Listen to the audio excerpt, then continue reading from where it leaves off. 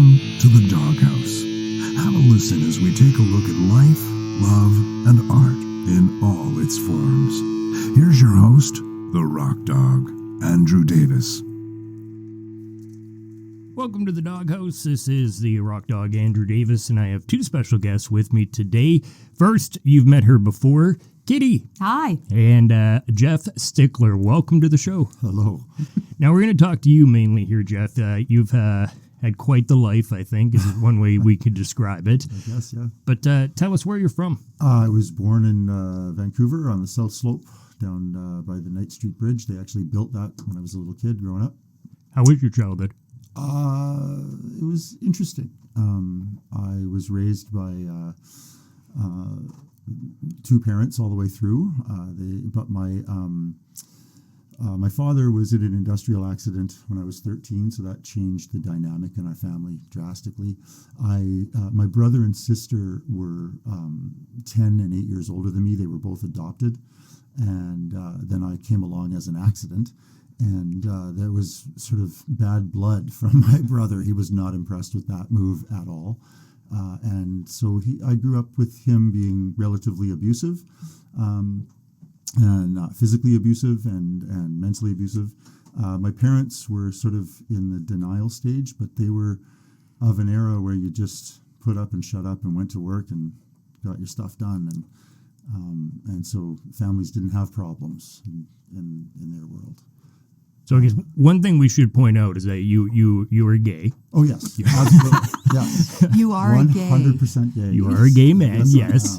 Absolutely. Yeah. Wait, what? I thought we were dating. No, sorry, it's off. Damn it, It's off. Jeffrey. Those days are I just was after you for your money. That's it. Okay, so even though it's a dumb question, because I asked her as well, did you always kind of know? I did. My earliest memories, yes, I would say I did.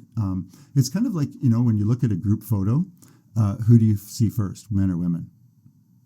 I usually see girls. Right. Yeah. And I usually see men. And that has always been that way.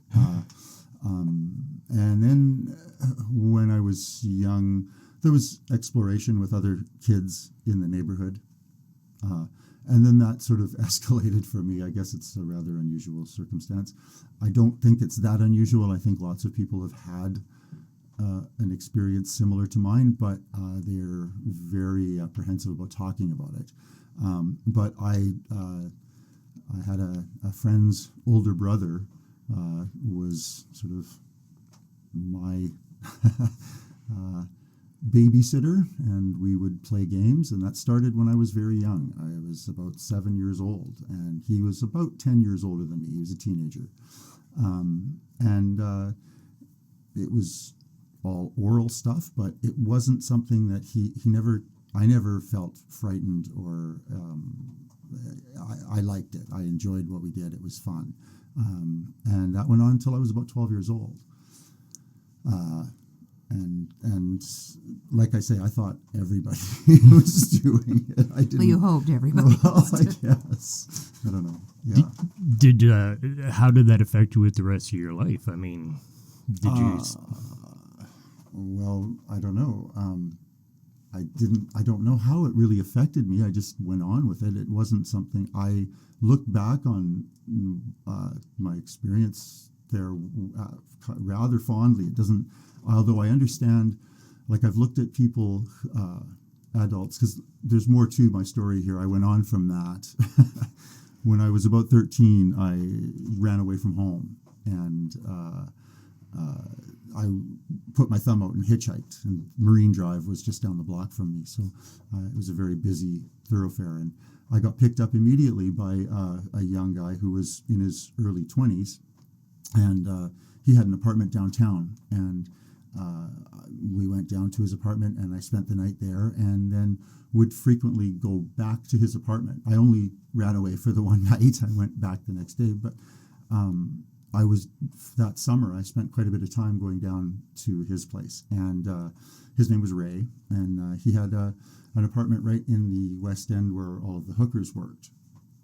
So at some point, I don't recall if I was coming to his place or going from his place, but I was walking down the boulevard where the boys worked, and a Jeep pulled over, and guy motioned for me to jump in, and I did. And he took me to a mechanic shop in North Vancouver and got a blowjob for $40, and that changed my life. And you've loved Jeeps ever since. I have loved Jeeps ever since. That's true. Would you consider that what some of these older gentlemen did to you, guys did to you? Would you consider that molestation? Would you?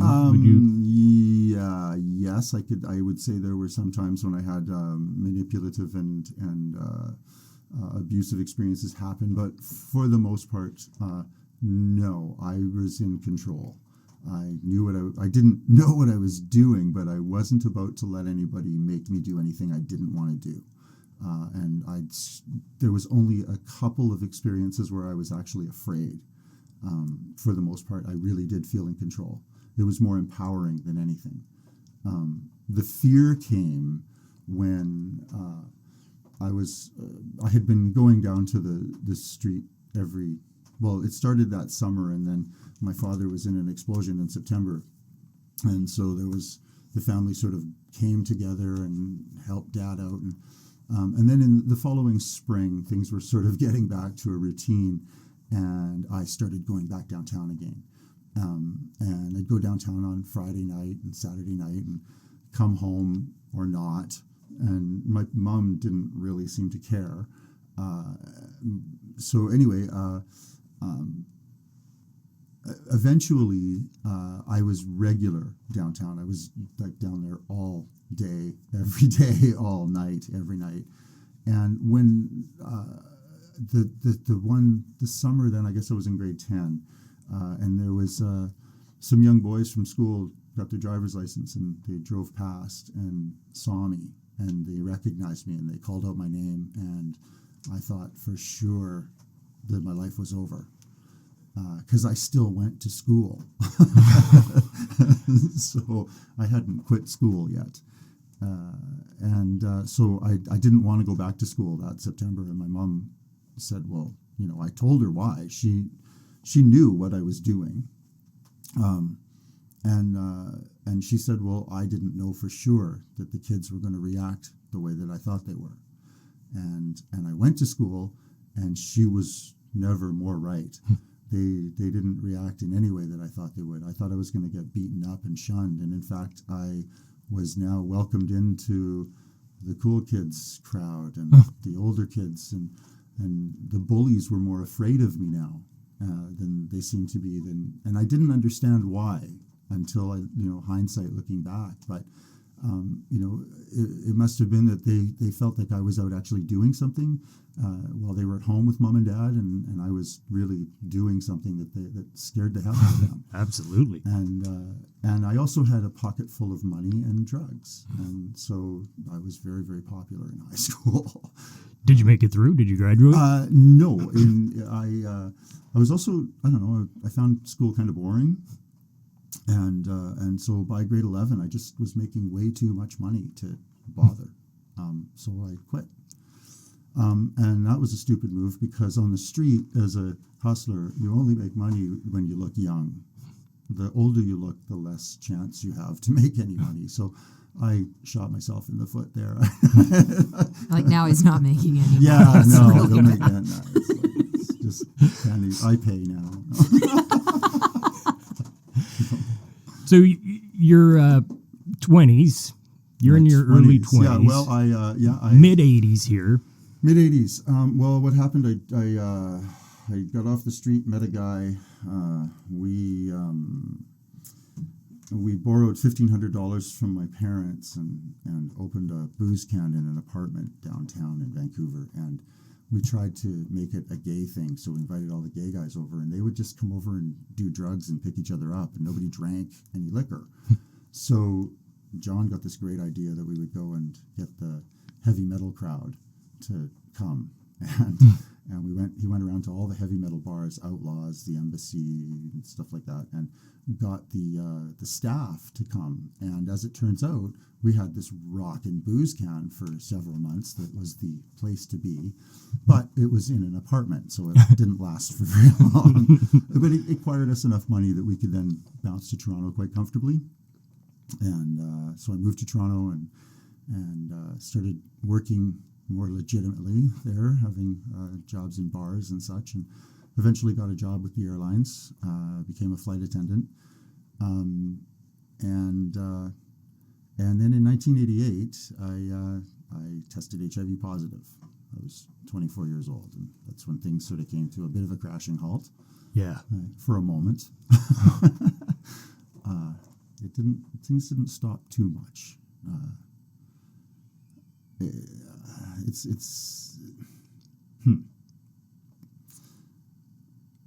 I'll tell you about that experience of, I met a guy who was, I knew I was HIV positive before I tested positive.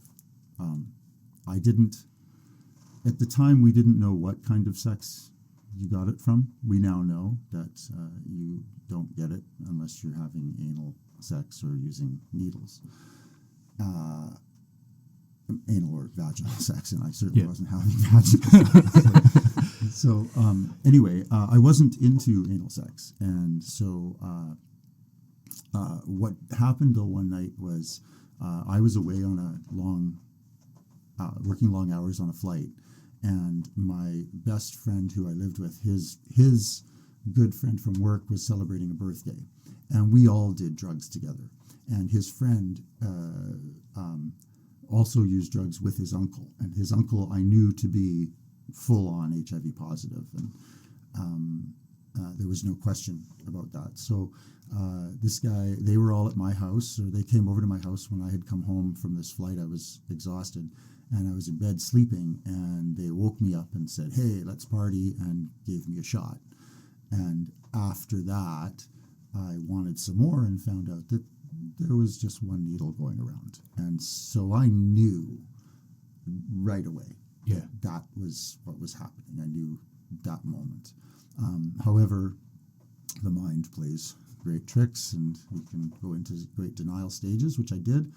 And I progressed on not thinking about it. And then my friend Nikki went to Mexico and came home with a parasite and ended up in hospital and was tested HIV positive. And when he tested positive, I'm like, oh, yeah, for sure. That was it. And then I met a young guy who was from Sault Ste. Marie. And he hadn't been in Toronto for very long. And he was very leery of HIV. And so we started hanging out, and he wanted me to get tested. So I thought, what the hell? And I did. And I went in and got my results back. And the doctor, I went to a walk-in clinic in Toronto, and I thought it was an anonymous test. That's what it was saying. It was billed as an anonymous test anyway. And I went in and got my results, and the doctor said, well, we normally tell people like you've got 2 years to live. If I were you, I wouldn't tell anybody. Do you have any questions? Whoa. And that was his exact words. And I just sort of sat there for a moment, and I wasn't shocked, but an overwhelming sense of, I just felt hollow. I felt like I was in an echo chamber. I just said, no, I don't have any questions, and I walked away. And several weeks later, I didn't tell anybody, by the way. And that was actually very good advice at the time. However, several weeks later, I got a phone call, and it was a nurse from the Ontario Board of Health, and she said, Mr. Stickler, it appears that you should have a GP, and I'm curious to know why you don't have one. And I was curious to know why she was curious. And she told me that I had tested HIV positive. And I said, I did, but that was an anonymous test. And at that point she said, well, yeah, it's really anonymous for those people who test negative. And I understood. Right. That made perfect sense. And so then she got me in to see a doctor, and the next thing I know, I started on their AZT regime. What's that? AZT was it was a failed chemotherapy drug, and they had stockpiled tons of it, and so it was the first promising drug that they thought would work for HIV. So they put us on heavy doses of it. I was taking 12 pills a day, 2 pills every 4 hours. And that was horrible. And this is old chemo medication, It's old, basically. So basically, you're sick and you get the same symptoms as you would if you went through chemo. Somewhat, yeah. You get this really did disturb your stomach, and they gave us actually a list of, it was almost 2 pages of potential side effects that could come from this medication, and nowhere on there was the actual side effect that I had. And I took this stuff for about a year, and I was a flight attendant at the time, and I went on a layover to Manchester, and it was a 6-day layover, which was really great until I realized I had forgotten my pills, and I freaked out because they really stress that, once you get on these things, don't miss a dose and all that stuff. And so my last name is Stickler, and I am very much one. So I stuck to it, and I didn't miss any doses. And so all of a sudden I don't have my pills, and I'm terrified. So I get to Manchester, and I phone Toronto to my doctor's office, and I'm asking them if there's anything they can do. And my doctor says, "Oh, it's no problem. Just take a drug holiday." And I'm like, "What?" I'd never heard that expression before, which I'd heard it many times since. But a drug holiday? Stop taking these pills? What? I'll die. I'm thinking. And it's like, no, you'll be fine. You can handle it. So I didn't take the pills. And within that few days of being in England, this one side effect that I did have over and above all things else was I had this sensation that when you bite foil with your fillings, if you got metal fillings, Yep. you know that sour, sort of metallic taste? That's what I felt like. Like, I felt clammy all the time. I felt sweaty all the time. I felt like I was just toxic. Mm-hmm. And that sensation and that taste was gone by the time I was boarding the flight home. And that was the last pill I ever took. I never took that stuff again. Well, I took more pills, but I didn't take that AZT ever again. And it was frightening back then because there was no protocol. No one knew what to do. Some people, there was a lot of conspiracy theories and stuff about what was happening with the medications, and they were trying to kill us off with that. And the climate around being gay was terrifying, let alone having a disease that's hunting you too.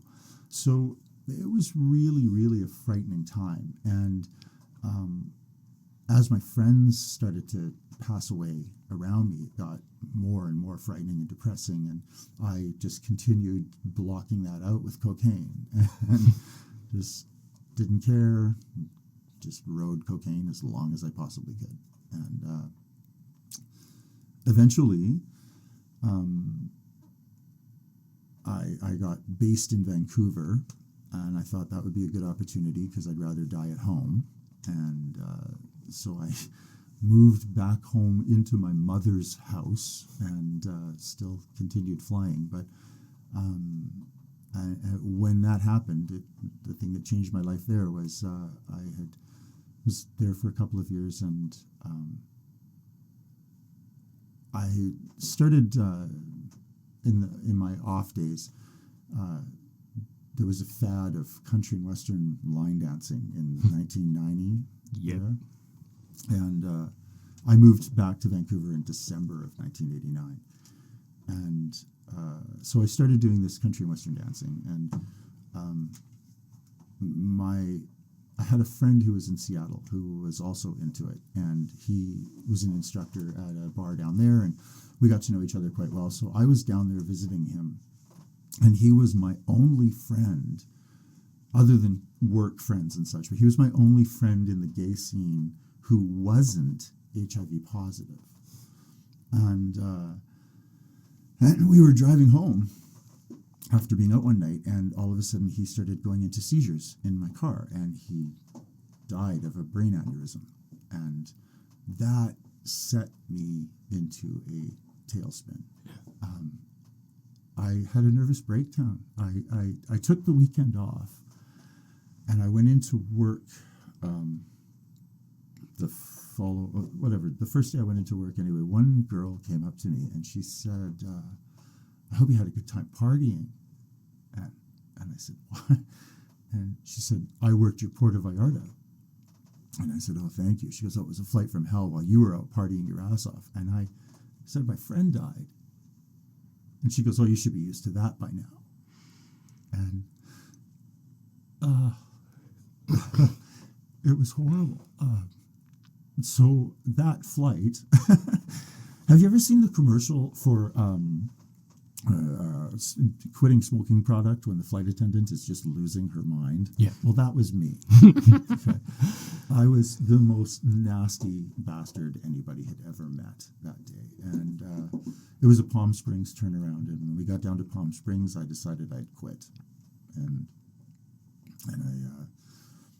I just commandeered. I knew we had a light load coming home, so I commandeered the last row of the aircraft and made a little nest with pillows and blankets, and that was where I spent the flight home. And I got off, and I never flew again. My doctor then took me off onto a medical disability pension, and I thought, this is it. Here we go. It's all downhill from here. And lo and behold, shortly thereafter, I met my partner. That would be Eric. Yeah. He was amazing. He was also HIV positive. And he had been positive since day one. He was in one of the very first study groups. He lived in New York City from 1978 to 1985, 1986. And while he was there, that's when he contracted HIV. And anyway, so the two of us sort of banded together, and I suddenly felt like I found hope. There was a reason to hang out, and I still continued using drugs. I was heavily addicted for many more years. But that was I had somebody by my side that was there to fight this thing with me, right? Yeah. And yeah. And how long were you and Eric together before he passed? We were together for 25 years almost. We were just shy of our 25th anniversary when he passed away. Wow. Yeah. That was in 2016. So we met in 1992. That was pretty cool. He died of, well, let's just sort of backtrack a little bit. In the early 2000s, around 2004, 2003, 2004, well, in 1996, 1996 was when the cocktail came out. And up until then, I had taken horrible medications. There was one, before I left Toronto, there was a medication they put me on. It was called aerosolized pentamidine. And you sat in a room and used a vaporizer, which, who knew I would like vaporizers so much now after all of that? But you sat in a room and there was a vaporizer and a fucking bowl of cough drops. Like, I'm talking like grandma's house bowl of cough drops. And you would eat half of that bowl to get through this thing because you coughed so much to get this stuff down. And I had to they made me do loader doses for 2 weeks. You have to do every other day for 2 weeks. You go in and do this. And then you don't have to do it. You do it once a month. Right? Great. But I'm saying to them, I'm about to move to Vancouver. Should I really start this now? Because do they do this in BC? And, oh, yes. So sure enough, I went through all this crap. I get to BC, and they don't know what I'm talking about. Right? But there was, I did, D4T, 3TC, the DDI, all sorts of different medications that didn't really do anything. And then in 1996, my doctor says, here, I want you to try this, and put me on this cocktail of 3 different medications at the same time, and the number one thing being Truvada. And anyway, within 30 days, my viral load, which was in the millions, went to undetectable. And that confuses a lot of people. They think, oh, are you cured? And no. That means that the level of virus that I have in my system is such that it's not detectable under a microscope. They also, it's so minute that your average person's immune system would ward this off. It would just, like it does, it's nothing. Yeah. Less than a common cold. So virtually since August of 1996, I have been unable to infect anyone with this disease. Wow. That's a long time. It's a long time. 25 years almost? It's 23 years. 23 years. And It's a long time for the public not to know. well, but then again, they want to make sure, so they've done studies, and a 20-year study of same-sex couples who are, one is positive and the other is negative, and they have promiscuous open relationships, and absolutely no, and some who are monogamous, but they've had absolutely no contraction of HIV, none whatsoever. Wow. Not one. So it's getting out there. There's a movement. Bill Richmond has started this movement. It's called U equals U. Undetectable means uninfectable. And so, but anyway, we didn't know this at the time. It was just, okay, you're undetectable. That was very good news, and I kept eating these pills. And then, in, like I say, in the early 2000s, my doctor said to me, you're not going to die of this. And that was the first time I'd ever heard that. Like, it really meant something, but I still couldn't wrap my head around it. And in a way, I was kind of pissed off because I stopped my life when I was 24. Well, 20, in my late 20s. By the time I was 30, I was retired on medical disability pension. You know what I mean? Like, yeah. I'm done here. It's over for me. So now you're telling me, now you're telling me I have to get my shit together and be somebody? It's almost like you were kind of robbed of the ending that you were kind of promised. Well, yeah. Most people have built a life over those years as opposed to just exist. And so they have something that they are by the time they're in their mid-30s. Yeah. I had nothing. I was no one. I was like, this is it. You're and not only are you not going to die, you're probably going to live a long time. Like, you're fucking healthy. Like, look at you go. And that's like not, it sounds bizarre. I don't want to complain, but at the same time, it's like, well, what the actual fuck is going on here? Like, because this is not how this is supposed to go. And then all of a sudden, 10 years or so later, well, we start noticing that there are, in fact, things that are happening with long-term medications and stuff. And Eric had rectal cancer, which seems to be quite common in us who are on these meds for a long, long time. And normally rectal cancer is quite treatable, but with us it's quite often fatal and aggressive and fast, and that's just what happened to him. So we didn't know that until it happened to him. Like, I had no idea. Yeah. But when they admitted Eric to the hospital to have, he had to have emergency colostomy surgery, I was introduced to two other gay guys on his floor who I recognized from the community. And they were both dead soon, Yeah. So I saw what was happening. and it was terrifying, and it still is. It's still like, oh, okay, I go in and get tested for that.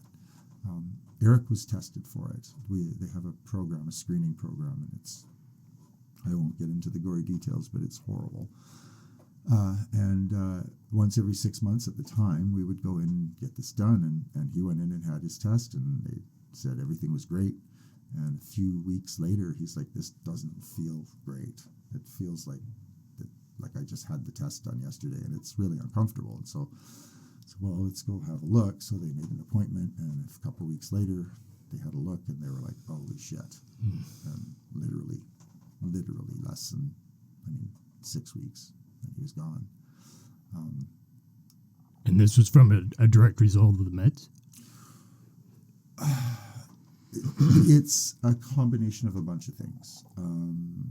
It is definitely enhanced by the medications, they believe, but also you don't get this type of cancer unless you've already had HPV, so you have to have precursors for it.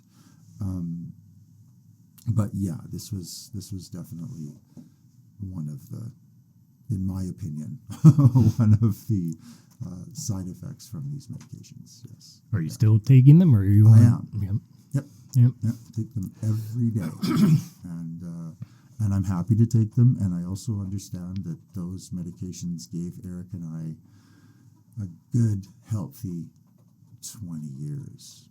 Yeah. So, yeah, I'm still eating it, and part of my mindset in this is that I've always felt as if we're test rats. That's how I felt from day one. They weren't sure. They're like, here, try this. Yeah.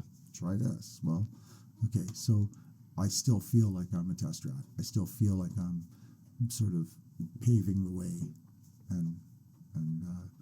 and sometimes you get a little bitter where that's concerned, because you want people to appreciate that more than they seem to. Yeah. There's a lot of stigma within the community still, more so in the rural areas. The city folk seem to have their understanding, but out here there's still a lot of stigma, and really an interesting phenomenon that's going on right now is people who, they give these medications to guys prophylactically so that you can take, they call it PrEP, okay? And it's taking mainly Truvada, but you take this medication so that you can ward off any infection of HIV. And that way, if you were to have sex with somebody who was positive, you would not get the disease. But someone like that who's taking those medications still won't have sex with a guy like me, because they can't get past their head that I'm already infected. And right. Do you know what I mean? Yeah. And so you have this, this sort of the leper feeling. Yeah. Like you get it. You know when that happens, when that's the rejection, that's the reason. It's hard to hide. And it's prominent. It really does happen a lot. There's actually guys now who are on PrEP who will only have encounters with other guys who are on PrEP, which is defeating the purpose of taking the pills. And when you think that there's potential side effects to these medications, what the fuck are you doing? Exactly. Stop the pills down and just be more honest with people and talk about it, because this is something that, like, because of the law, the laws have changed over the years, but not so much. And it wasn't long ago that I could be charged with attempted murder if I did not disclose to somebody my HIV prognosis, or disclose that to somebody, because they would then, and that would be, I would just have to, you could literally, it didn't matter what type of sexual encounter you had. At least now they've changed the law to be that you have to disclose prior to anal or vaginal sex. Yeah. Okay. Well, I'm glad you told me, Jeffrey. Right? Well, I know. Well, you need to know this. Everybody needs to know this. it's important information. But there's nothing that more uncomfortable and frightening than being in that position when you're with somebody who you're interested in and you don't want to be rejected by, but you have to face that. You have to bring it up. Yeah. And it can be really depressing, you know. Especially when you bring it up for 30 years, too. I mean... Oh, yes, absolutely. And this is the thing. It's like for 23 years, I have not been able to infect people. People like myself are and we can't transmit it. And yet we're still tarnished with this brush. Right? And do you think they're going to eradicate it? Do you think we can get rid of it? I do. Yeah. I do. The Dr. Montana in Vancouver, who's a brilliant man, he had a 1990 project that I think is still on the go. And that is, if you got 90% of the people on the planet who were sexually active, now whether you're in a monogamous relationship or think you're in a monogamous relationship or not, you get a test. If every single person of that had a test, if we had 90% of those people who tested positive take these medications, we would eradicate this disease in a heartbeat. Wow. So it's as simple as that. Just get tested, no matter what. Get tested and get on these medications. Yep. Yeah. And then there are promising vaccines coming that could potentially turn this whole game around. Yeah. And I believe we're right around the corner. I think it's really interesting what I just thought about, though, when I was talking about getting everybody on these medications. One of the reasons that they aren't is the price of the medications. And for the longest time, I get my medication from St. Paul's Hospital, and it's free, and it gets delivered to me here. They send it up to the pharmacy.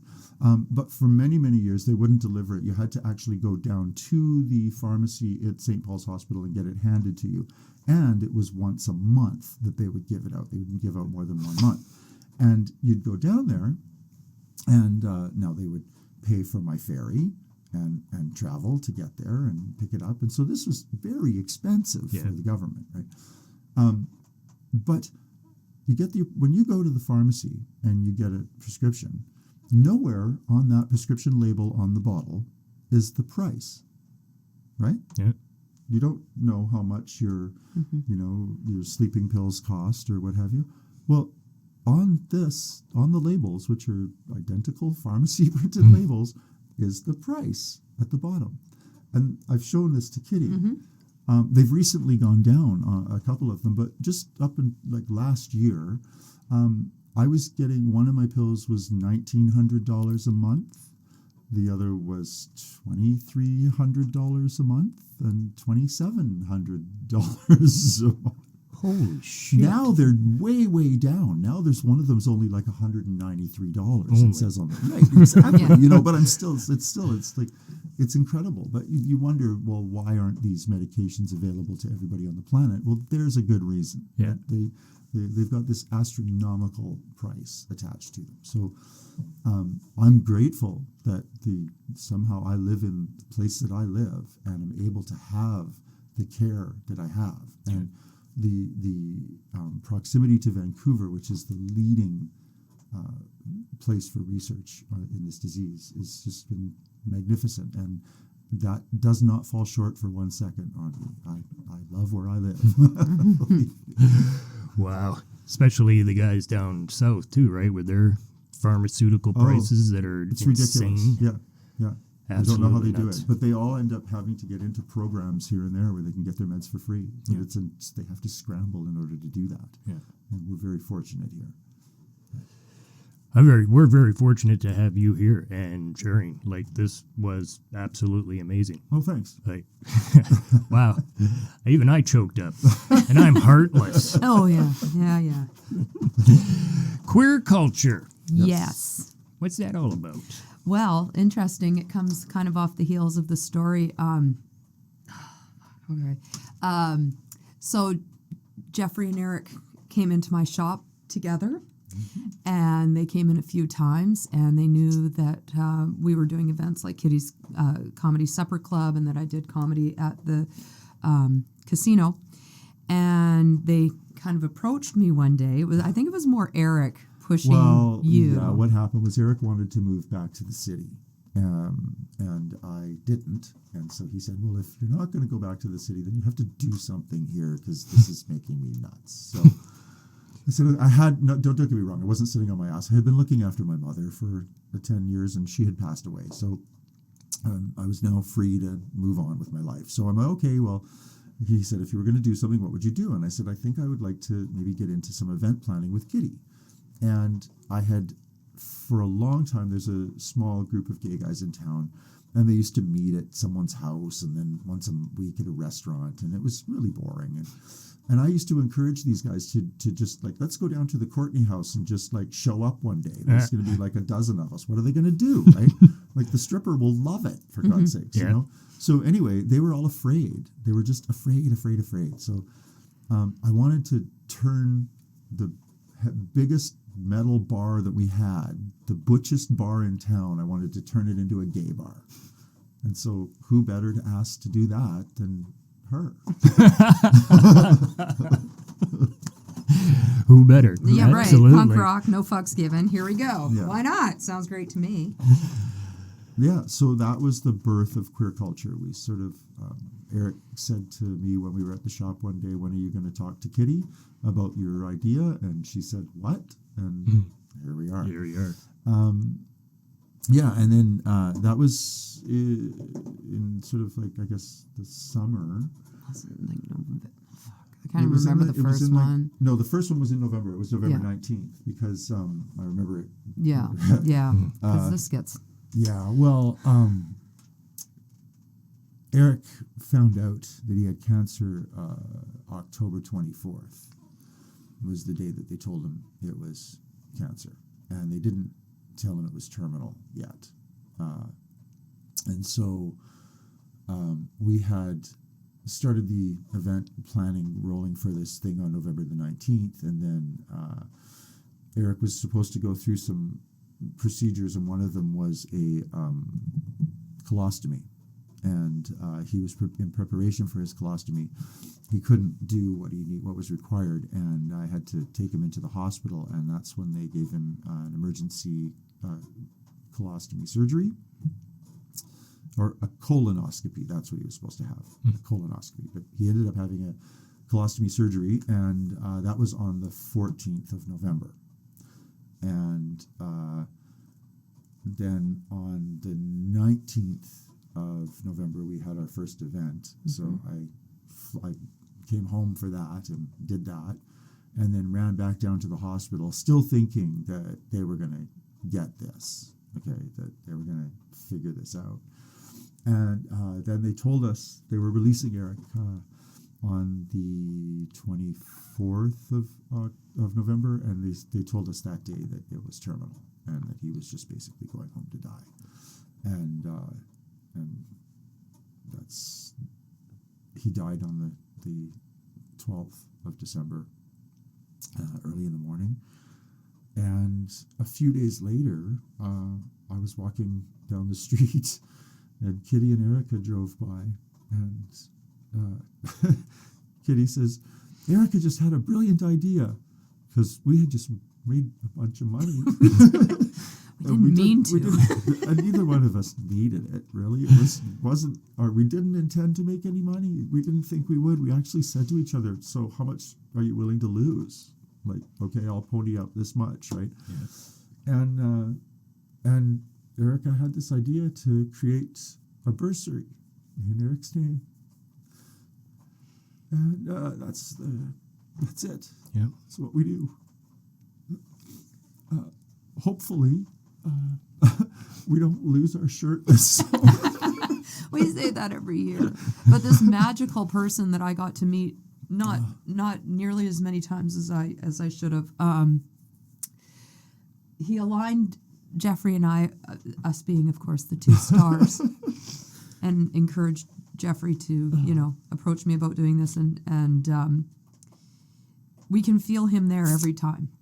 Every time we do something, we know that, like the last event on the bridge, we knew that Absolutely. magic was definitely, Eric saying, you guys are doing the right thing, kids. Keep at it. So that's why it's named the Langley Parnell Bursary after Eric Langley and, of course, my grandmother. But, it was, and then, of course, Eric, he passed, and we're like, well, what do you want to do? And then everything just became about the future, and it became about helping somebody who didn't have that poor little queer kid out there that doesn't have the opportunity that, Eric was he worked for the federal government, but he was a very creative guy, and he made wearable artwork and was into batik, and he was like a crow. He liked anything that was flashy and sparkling. And he had a studio. His studio name was Éclat, which is sparkle in French. And so we created a bursary, and we really just wanted to hear how young students plan to make the world a better place and sparkle. Yeah. And that's the whole meaning behind it. We give the kids the money. They can do whatever they want with. There's no stipulation. We trust them. We want them to know that there's people out there that they don't even know that are rooting for them. Yeah. That give a shit. Yeah. Because as a queer kid, you feel alone a lot of the time. You feel like this is only me. Yeah. And we want them to know that it's not. We're like the queer fairy godparents. we like to, I like to think of myself as a fairy godmother. But it's when we read these entries, and it's so hard every single year, and we get more every single year, and we're reading them, and it's like they make us cry, and we're like, that's one that wins. And then we read another one, we're like, that one wins. And then by the end of it, we're like, we're going to split all the money. We'll just split the money. And then we realize that the world does not work like that. The world is not fair. The world is a very cruel place. And the difference between somebody having to get a job part-time while they go to school and not having to get a job is about $4,000. So if we can get $4,000 to a kid, they can actually concentrate on their studies for that, that semester, certainly for that semester, if not the year. Or they could buy some fabulous shoes. And that we're okay with, but we need picture. And so it's become a really important part of it. And, we don't want to hear about getting bullied. We were bullied. Something that's happened in the gay community is that we're 50 years old in the first brick that was thrown with Stonewall. Yep. And now we're here. And although there's still work to be done, Jeffrey and I live on this world where every day we're proud, and we're proud of what we created, and we're proud of what we're doing for this community. And I don't want to hear about how you were bullied. Yeah. Everybody sucked in grade 9. Life can be tough, but we want to, you got to put on a happy face and smile, kids. Yeah, That's like it. we throw this white party every year, and every year we get people telling us that we're racist and that we're white supremacists as we raise money for a queer kid. So it's all very interesting, and I keep thinking, and I've had people say to me, well, can't you just change the name? And I think, what kind of gay are you? Yeah. We threw bricks. Right. This is a punk rock kind of attitude where, no, it's not that easy. It's not just change the name. Not at all. It is, this is what it stand is. up. We'll call it a denier en blanc, if that's what you would prefer. But it has nothing to do with racism. It's because everybody looks fabulous in white. That's right. Right. And that's what we do. So that's what we do. Thank you both for being here. Thank you. you for sharing. Thank you for everything. I mean, your story is emotional. Wow. Well, And thank you as well, as always. I'll come to the opening of an envelope for you, Andrew. That's why I love you. I know. You've been listening to The Doghouse with Andrew Davis.